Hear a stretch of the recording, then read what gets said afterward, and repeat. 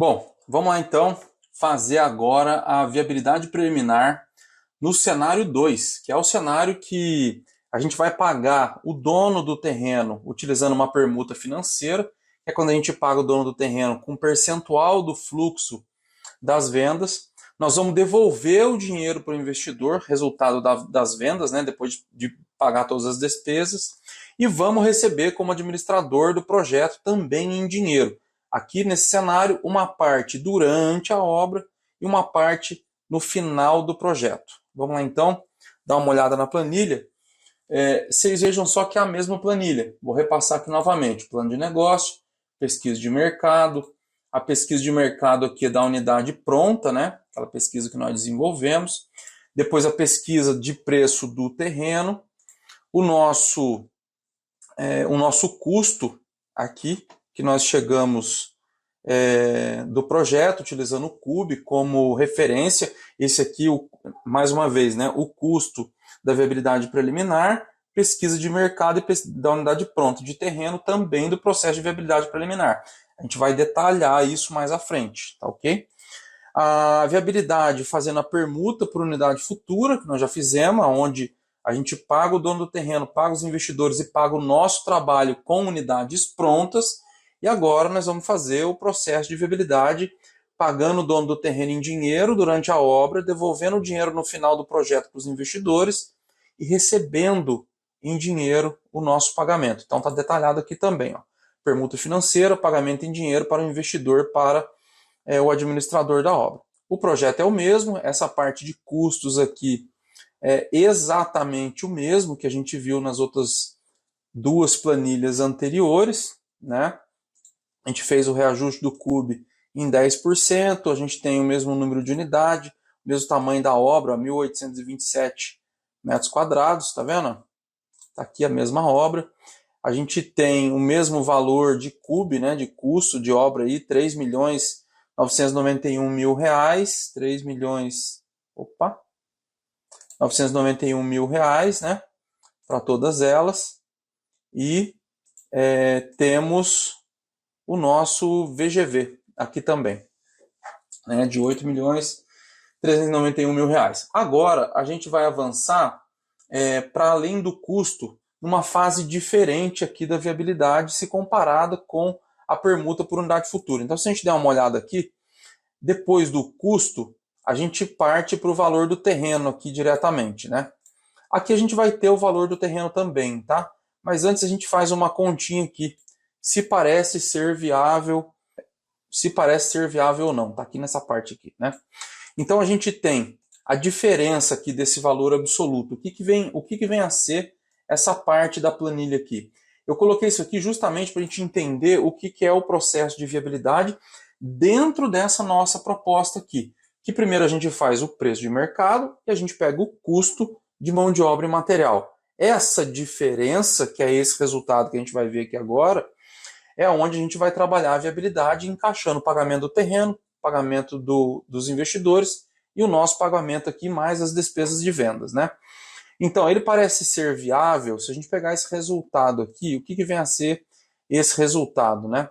Ele é o custo da obra tirado do VGV. Então, é o VGV menos o custo da obra que vai dar esse resultado aqui. Então, por enquanto, está sobrando para a gente poder pagar todo mundo R$4.399.000, certo?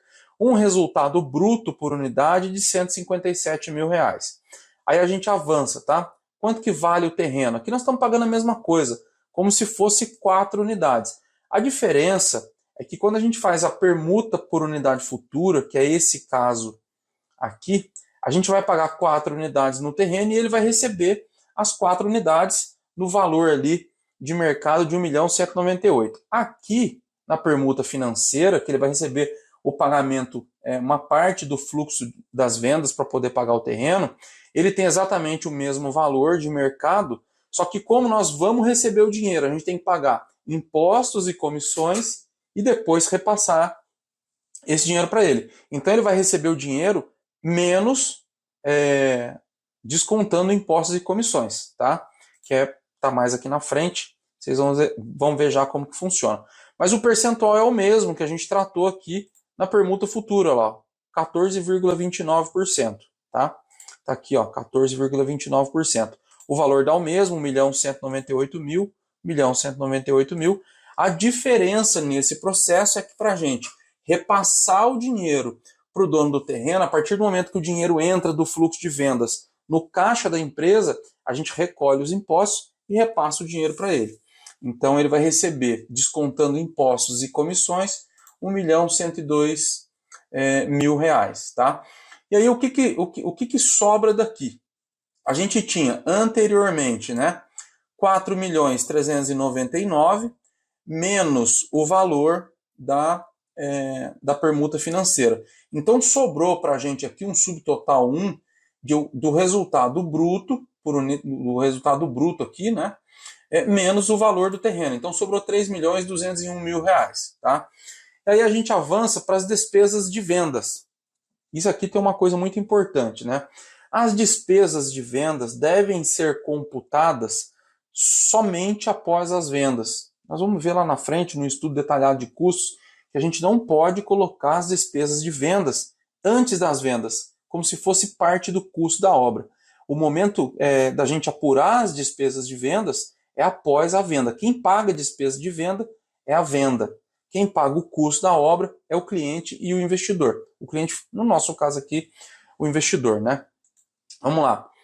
A gente tem unidades para vendas. Nesse caso, nós vamos vender todas as unidades. Todas as 28 unidades serão vendidas, tá? E com o dinheiro dessas 28 unidades vendidas, nós vamos pagar o terreno, nós vamos pagar os investidores e vamos pagar o nosso trabalho.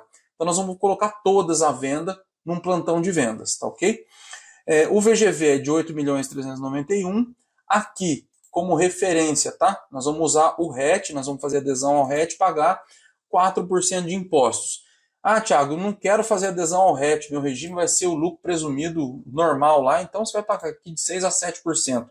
Aí tem que ajustar aqui na planilha, mudar o número aqui, tá ok?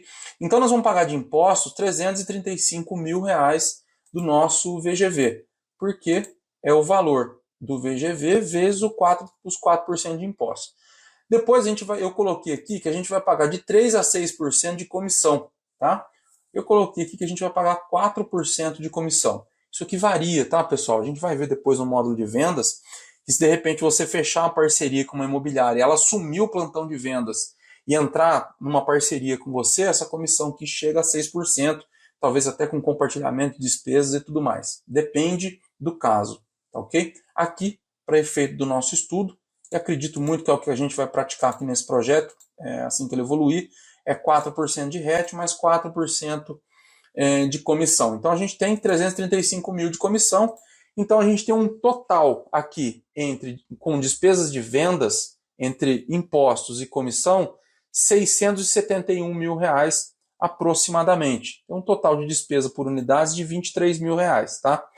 E aí a gente tem um subtotal 2, que a gente tinha aqui antes, o resultado bruto menos o terreno, e agora menos as despesas de vendas. Se a gente pegar esse valor aqui, o que vem a ser esse valor? O resultado bruto menos o terreno, menos as despesas de vendas. E a gente tem agora, então, um subtotal 2 de R$ 2.529.000, tá ok? E é lógico, atendendo aqui os nossos parâmetros, tá? Agora a gente vem para os custos de administração da obra, que é o nosso pagamento do administrador da obra. E aqui é diferente, lógico, nós vamos receber em dinheiro, não vamos receber em unidade. O valor, a gente briga aqui para ser próximo do que é na permuta, tá? A gente recebe entre 8% e 20% do custo da obra durante a obra, tá? Aqui eu coloquei 14%, o que dá R$ 558.000. Se a gente der uma olhada aqui, ó, a gente vai receber 14% do custo total da obra durante a obra, tá? Que é um valor de R$ 558.000. Então fechou lá o primeiro mês. Quanto que nós gastamos no primeiro mês? Fecha lá, faz a conta, 14% é o nosso pagamento aquele mês, ok? E nós vamos ter de 15% a 40% de participação no resultado. Aqui eu coloquei 25%. O que é essa participação no resultado? É no final. Pagou tudo, sobrou o dinheiro no caixa. Vamos fazer a distribuição do dinheiro para todo mundo? 25% de participação do resultado é nossa como a participação de performance. Então, se a gente performar bem, se a gente conseguir reduzir o custo, o nosso ganho aumenta. E aqui a gente entra no risco junto com o investidor, tá? Isso aqui a gente define antes, lógico, de fazer os contratos, tá? Com o valor da participação chegando a R$632 mil, e se a gente soma os dois, a gente chega em R$1.191.000 de pagamento da nossa gestão, somando esses dois aqui, tá? Aí a gente tem o subtotal 3, que é o resultado bruto lá do subtotal 1 menos o terreno, tá? Menos as despesas de vendas que a gente viu aqui no subtotal 2 e menos a administração da obra. Com isso, sobrou aqui R$1.338.637, ok? Aí agora a gente vem para a parte dos investidores. Vamos fazer uma análise aqui com relação aos números dos investidores, e para isso aqui também a gente tem os nossos parâmetros. Vocês lembram que quando a gente estava vendo lá a lógica dos valores no módulo 1, a gente tinha esses números lá, ó, 25% de retorno líquido, 1,5% aproximadamente de rentabilidade mensal, aproximadamente 20% de rentabilidade anual e acima de 30% de desconto, que é o que até a gente viu aqui na permuta por unidade futura, correto? Vamos dar uma olhada nesses números então. Com relação aos investidores, o que muda aqui? Nós vamos vender, nós vamos disponibilizar 28 unidades para investimento, tá? Todas as unidades vão ser disponibilizadas para investimento. Como que funciona essa lógica, então? A gente vai pegar o custo total da obra, se a gente der uma olhada aqui, ó, e dividir por 28. Então, a gente tem aqui o custo total da obra, tá aqui, ó, tá? Dividido por 28, e a gente chega no valor de R$142 mil de cota de investimento para cada investidor. Para capitalizar em 30 meses, de R$4.751. Então, são 30 capitalizações de R$4.751 para poder pagar os 142 mil aqui de entrada dele no projeto. O que vai gerar para o nosso projeto um fluxo de caixa mensal de R$133 mil durante 30 meses. Tá? E aí, essa informação é importante, porque nós vamos usar isso depois na viabilidade detalhada para a gente conseguir fazer a programação da execução casando com o fluxo de caixa. Tá? Nós vamos ter um resultado líquido de vendas de 1.338.000, que é esse resultado aqui, tá? E um resultado líquido por unidade de R$47 mil. Então o investidor vai ganhar aqui no final, mais o capital dele, R$48 mil aqui praticamente. Tá? Então ele vai ter um retorno do montante do capital de R$190 mil. Tá? De R$190.353,65. O que, se a gente transformar em retorno líquido, ele teve um retorno de 33,54% sobre o capital que ele investiu. Se a gente fizer aqui, ó, do lado uma continha simples, tá? 47.800 dividido por 142 mil reais, a gente vai ter 33,54%, que é exatamente isso aqui, de retorno. O que vem a ser a explicação do retorno líquido? A explicação de retorno líquido está ligada à viabilidade do projeto, não está ligada a tempo, tá? Pô, o projeto é viável, ele retorna 33% aí do capital investido.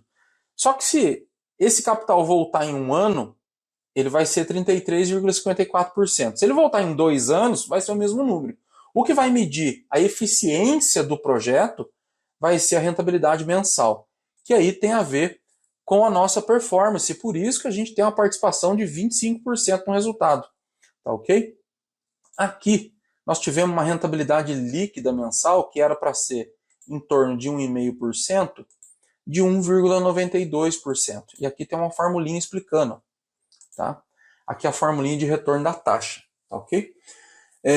Aqui também, a gente teve 33,54%, tá vendo? De retorno para o investidor, acima então dos 25%. Tá?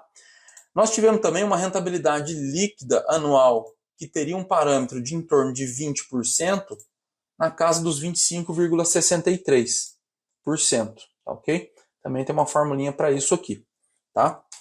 E aí, nós tivemos como parâmetro um desconto acima de 30%, o investidor entrou com 52% de desconto. Lógico, essa configuração muda um pouco, porque aqui a gente recebe em dinheiro, tem desconto de impostos, comissões e outras variáveis. Mas nós atendemos todos os parâmetros aqui. O que deixa uma margem para ajustes e, de repente, a gente conseguir tirar um pouco mais de dinheiro para o nosso pagamento. Eu estou deixando aqui, com base na minha experiência, um cenário ótimo. E se a gente oferecer um projeto desse para os investidores, eu tenho segurança em dizer que aqui, pela minha experiência, dos 11 prédios que eu já fiz aí, que a gente não tem dificuldade para captar esse investimento. Tá? O retorno é muito bom pelo tempo. Tem uma outra coisa que é importante. A partir do momento que tenha fluxo de vendas, a gente pode usar o dinheiro das vendas na obra, tá? E com isso a gente pode, de repente, retardar a capitalização dos investidores. Tem alguns requisitos que a gente tem que atender do RET, por exemplo, que é a não distribuição de lucro, por exemplo, durante a execução da obra. É uma das condicionantes do regime especial de tributação. Mas se a gente pode usar o dinheiro das vendas para poder financiar o custo da obra mesmo. De repente antecipar a compra do elevador, comprar material, isso tudo a gente pode fazer. E com isso retardar a capitalização do investidor, fazendo com que essa rentabilidade aqui aumente muito. Tá ok? Então, diante desses números, da mesma forma que eu fiz na permuta por unidade futura, diante desses números, eu entendo que esse projeto é viável e que merece uma proposta, utilizando um contrato de opção de compra. Veja só, recapitulando aqui, porque na próxima aula agora a gente vai falar da proposta, tá? Nesses dois cenários que nós avaliamos aqui, os dois eu entendi que o projeto é viável e preliminarmente, isso tem que ficar muito claro, tá, pessoal? O projeto é viável preliminarmente e merece um estudo mais detalhado. Nós temos aqui todos os indicativos que esse aqui é um bom projeto. Agora, então, a gente vai fazer uma proposta utilizando um contrato de opção de compra, tá ok? Pessoal, deixa aqui as suas dúvidas, seus comentários. Fala pra gente da sua experiência, como que está sendo no desenvolvimento desse processo de viabilidade. Valeu, obrigado e até a próxima aula.